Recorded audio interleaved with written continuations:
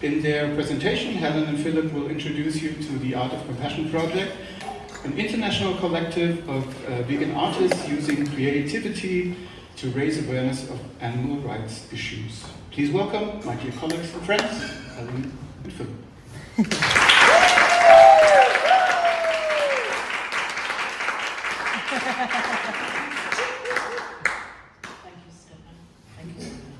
Can you hear me? There we go. Hello, thank you. Nice to see quite a few chairs filled there. Philip's going to start us off. Hello. It's great to be back here for the third time with the Art of Compassion Project exhibition. We'd like to thank IART for having us back again, and I'd like to thank Helen for coming up with such a long and complicated title for this talk, which forced us to do a lot of research into this fascinating subject. Now, we know some of you won't be familiar with the Art of Compassion Project, so we'll just start with a quick introduction about our group. Then we'll talk a little bit about the historical use of art within social justice movements, and we'll examine the role of art as a tool in the fight for animal liberation. Just to note, we'll be showing some artwork in our slides today, but nothing of a graphic nature. The AOC was started by just one dedicated artist, our founder, Lee Sanders.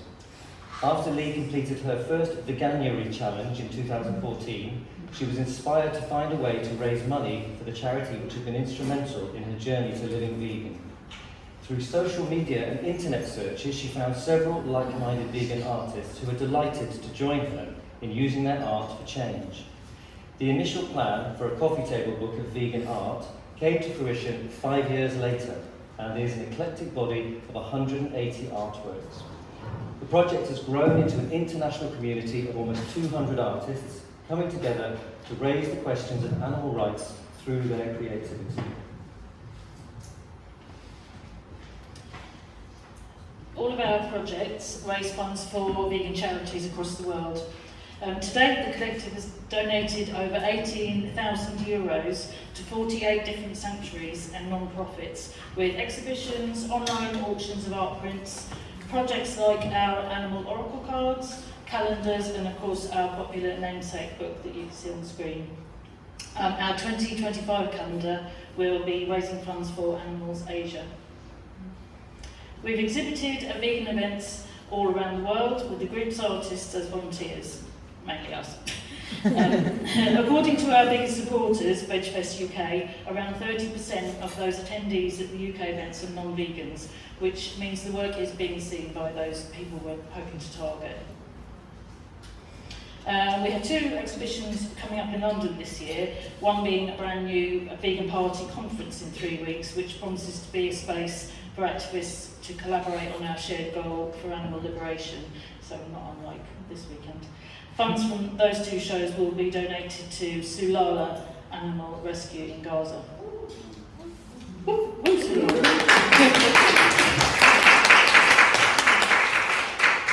the artists in the group are inspired by each other's work, but we're never in competition. We learn, improve, and feel supported by being in a collective where every person is using their craft for good. We're lucky to have some incredible artists in the group, which currently represents a massive 28 countries. You can see that. Jane Lewis is a professional artist from the UK.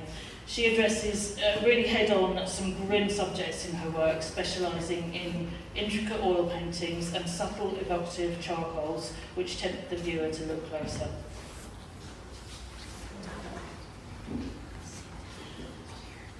Twyla Francois hails from Canada, and she's a long-time animal research investigator, activist, and a prolific artist who first began releasing her beautiful animal rights paintings in 2015.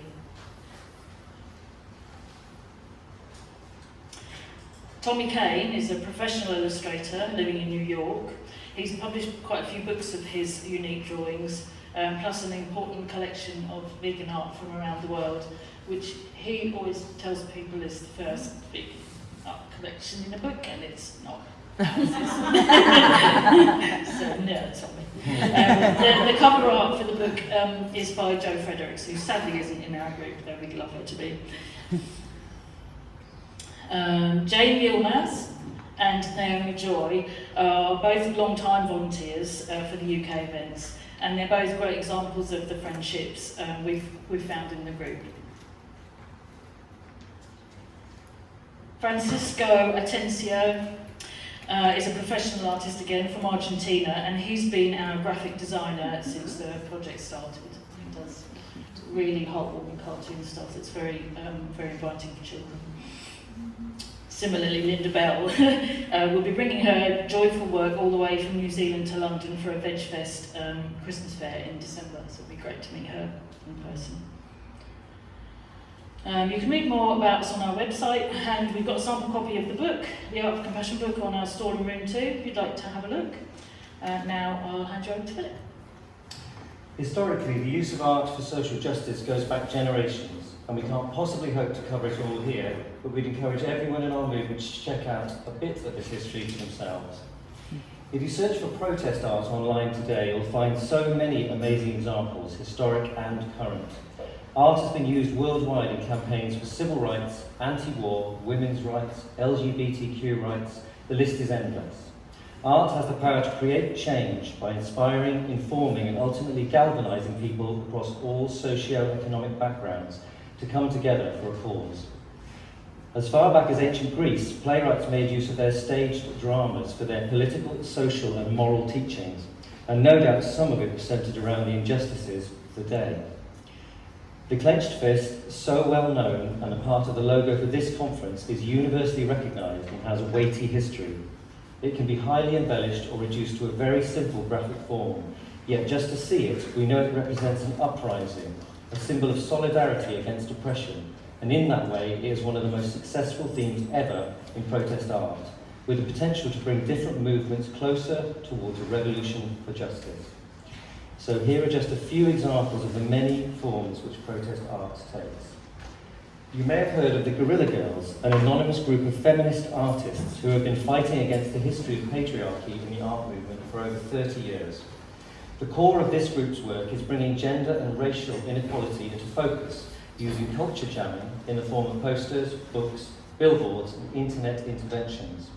They deploy so-called guerrilla tactics and have a healthy sense of absurd humour, concealing their identities by wearing gorilla heads.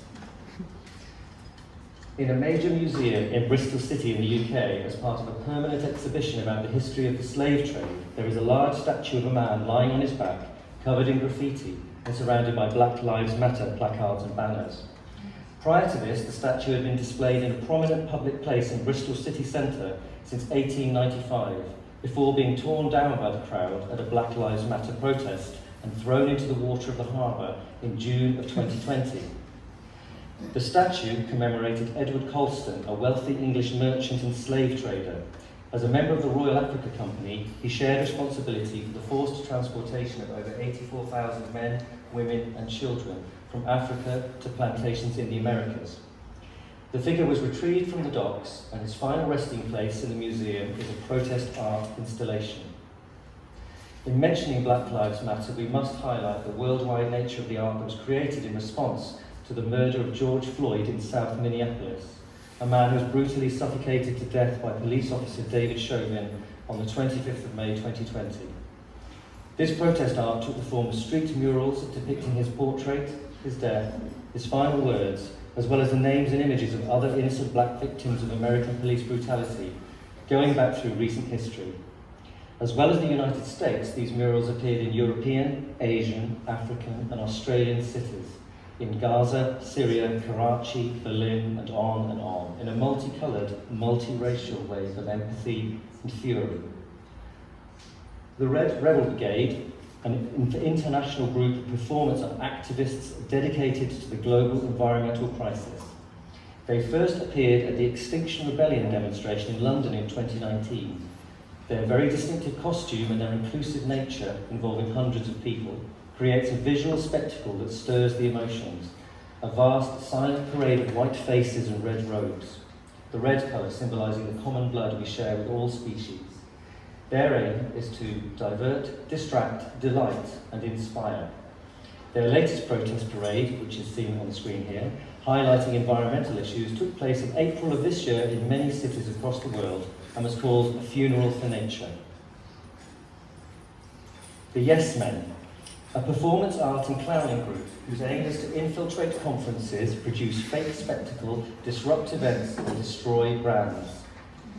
In 1984, an industrial gas leak occurred in Bhopal, India, killing thousands of local people as well as injuring hundreds of thousands more. Neither of the companies responsible, Union Carbide and Dow Chemicals, have ever admitted their guilt or compensated their victims. In 2004, one of the Yes Men, posing as a spokesperson for Dow Chemicals, managed to appear on BBC World News in a show broadcast live to 300 million viewers, and announced that Dow Chemicals took full responsibility and had created a $12 billion plan to compensate the victims and clean up the site. Dow's stock immediately, but temporarily, lost billions of dollars. And the company's embarrassment was compounded when the Yes Men, still posing as Dow, mailed out a formal retraction of their first statement, saying that Dow was keeping the money as its sole responsibility was to its shareholders. This brilliantly simple act of performance art made the invisible visible. In this case, both the indifference of Dow and the callousness and greed of its shareholders. The Fire This Time, from 2002, is a unique example of how documentary can be art. On this audio documentary CD, the creators, Grant Wakefield and Miriam Pyle, speak about the history and consequences of the Gulf War of 1990. This critical film documentary proved too controversial for mainstream TV channels in the UK and was rejected, and so it became a spoken word piece consisting of a collage of facts, figures, media quotes and news clips, all accompanied by a continual soundtrack of electronica and Arabic music by well-known musicians such as the Aphex Twin and Pansonic. As a historical record of the time, as well as a truly harrowing listening experience, it uncovers the truth behind this manufactured war, told in the voices of those who perpetrated it. Dismaland. This is the perfect example of what is termed subvertising, to subvert advertising, to spoof, parody or satirise corporate or political advertisements found on billboards, at bus stops, in shop windows, anywhere public. It subverts the advertiser's intention, usually with humour, but also with bitterness and anger. So Dismaland, literally a dismal version of Disneyland, was created and curated in 2015 by the infamous street artist Banksy. He and his team turned a disused open-air swimming pool in the English seaside resort of Weston-super-Mare into a fairground-style art gallery. It was full of counterculture art from all over the world and had over 150,000 visitors, including Brad Pitt, who wasn't next to me in the queue, I can tell you that. I would have noticed, with bands such as Pussy Riot and Damon Albarn performing there. The whole experience was an overwhelming blast of sarcasm, black humour and intelligence, with provocative and wildly creative paintings, sculptures and performance art.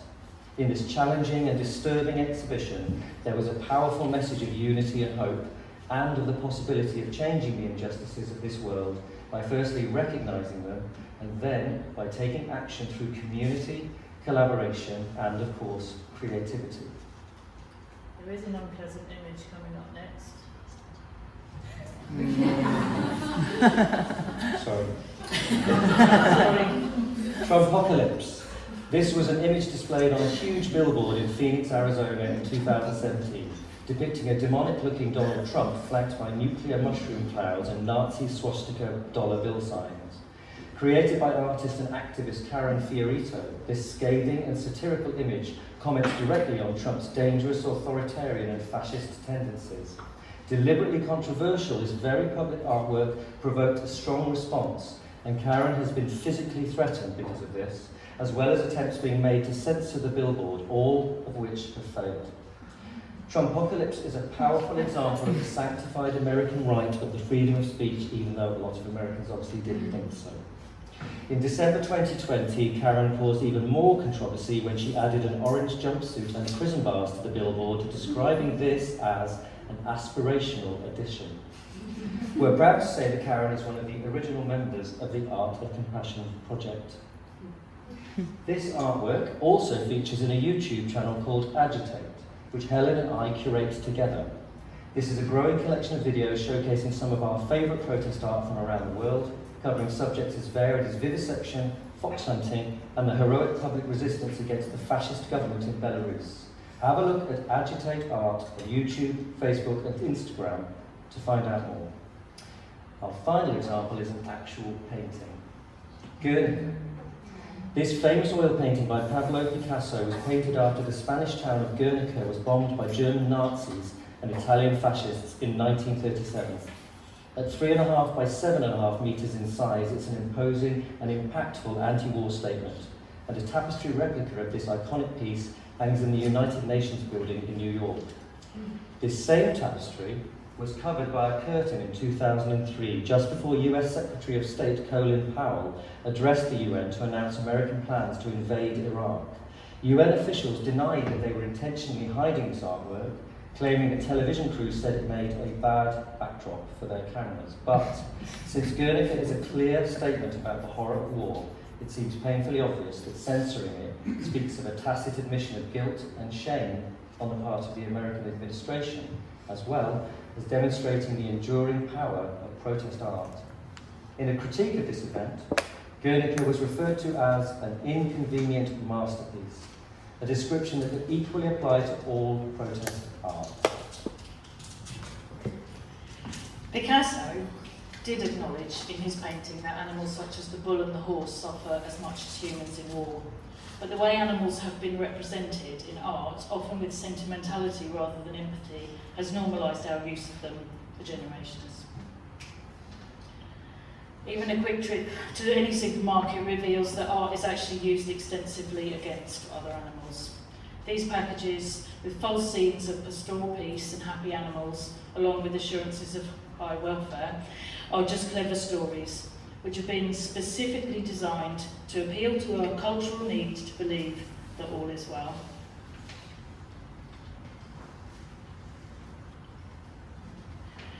We're fighting thousands of years of this cultural indoctrination, and animal use industries have always invested heavily in the lies which keep us believing the fiction. Economic structures, social conditioning, and the cynical marketing of animal bodies has left the majority of the population believing that other animals are not only entirely here for us to use, they're also willing participants in their own enslavement. And this has become institutionally embedded as truths in our collective psyche.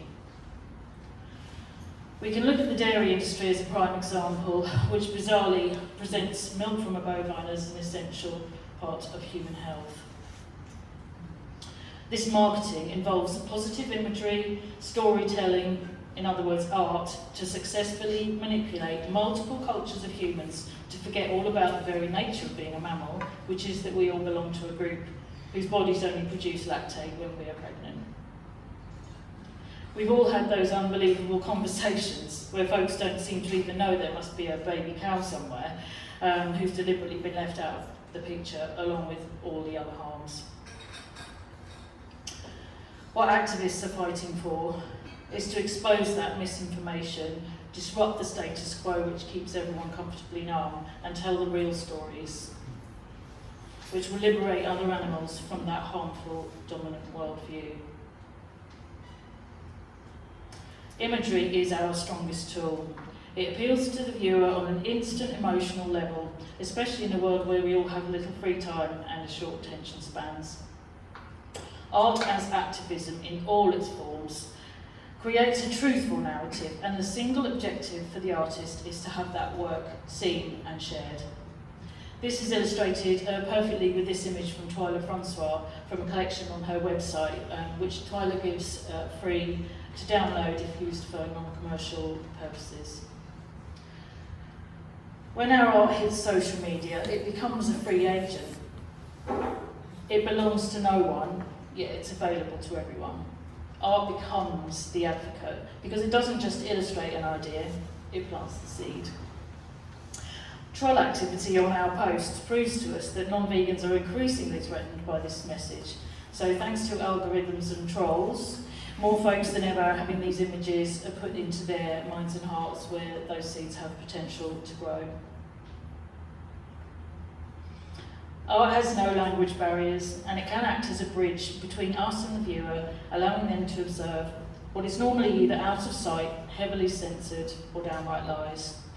It's a perfect example of non-violent protest, and it aims to educate, to encourage empathy, and promote critical thinking. As activists, we bear witness daily to the endless war on animals, and it can seem that our small part in the fight brings minimal victories. We believe that to creatively resist alongside our fellow animals is to practice solidarity with them, and resistance is what makes change. We are all the raised fist alongside the raised paw in the up logo. We've got a few examples of activism, as we call it, for animals. At the turn of the 19th century, animal welfare groups in the US and UK used art quite heavily in their advocacy, and they even ran poster competitions for the best designs illustrating humanity and inhumanity to animals. And these were then printed in their propaganda magazines.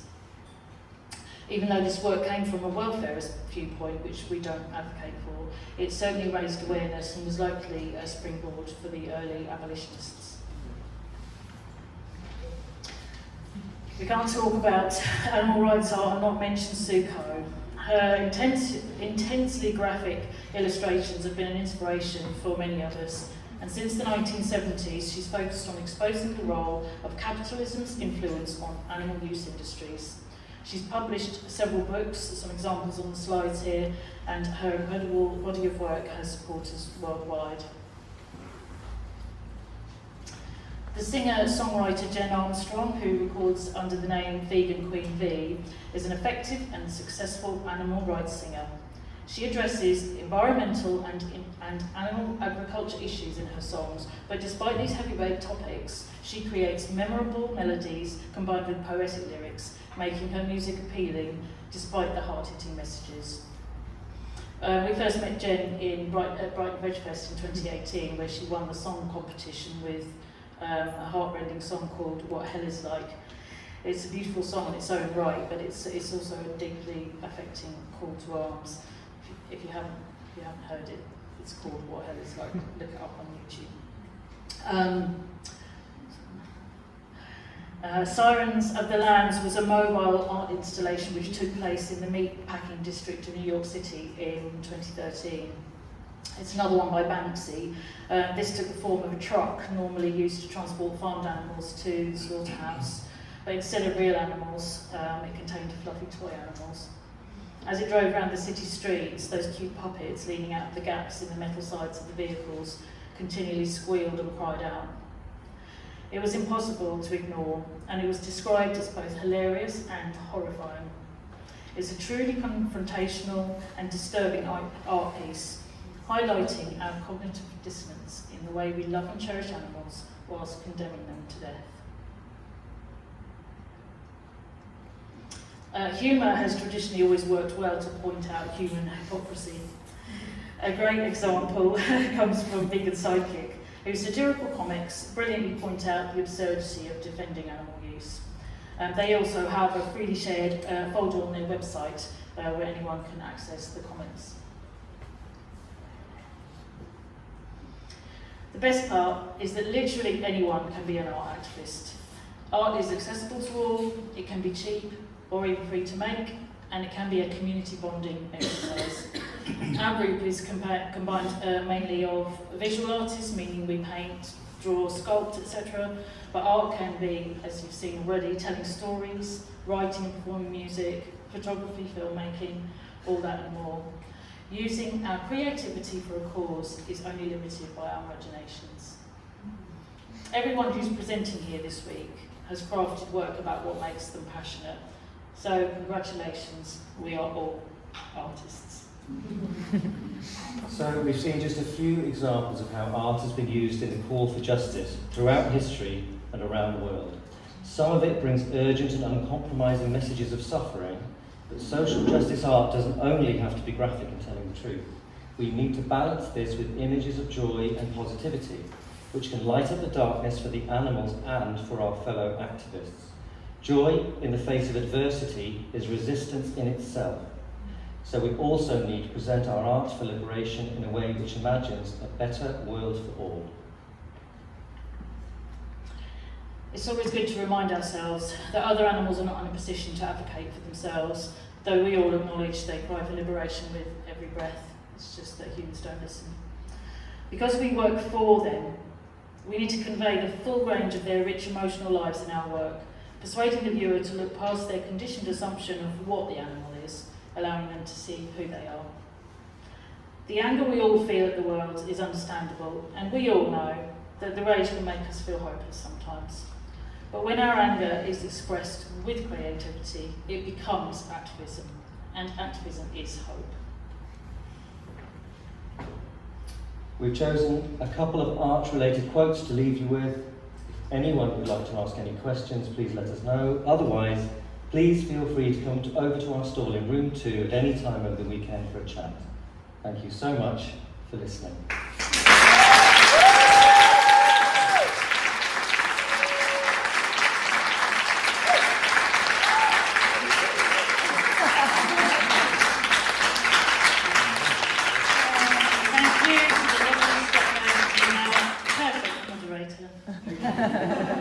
Thank you so much. Are there any questions, comments, hoots of joy, signs of appreciation?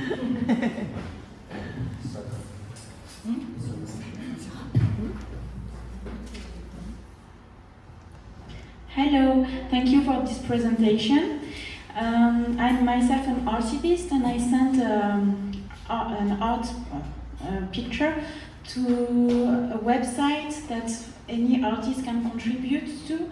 It's the endofishing.org website. It's a world day, it's the World Day for the end of fishing, and it's, I think, in something like 20 countries, and anyone can send their art to this website. Oh. And have you joined the Art Compassion yet? Yeah. Oh, Have I joined what, sorry? are you the artist? I'm only one of the many artists on You this can join the website. Art Compassion too. Thanks. But no, thank you for that. That's great. Questions, comments? You know where we are if you want to. Yeah, You can talk to If you Helen have and one-to-one Philip questions, we're in one- room 2. one-on-one. Yeah, when we're not standing up here, we're a lot more chatty. So. Oh, listen.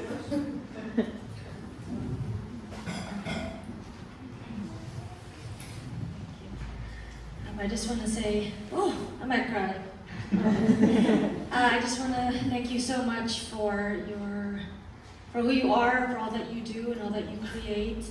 It was really moving for you to say that joy. Here we go. You have tissue. That joy is also an act of resistance. And I write poetry, and a lot of so poetry for me is like it's a lifeline, but it's also it's also a way to give myself permission to feel the rage and the grief that is my baseline. Anyone else here feel grief? Yes. Okay. Nobody's crying. Come on.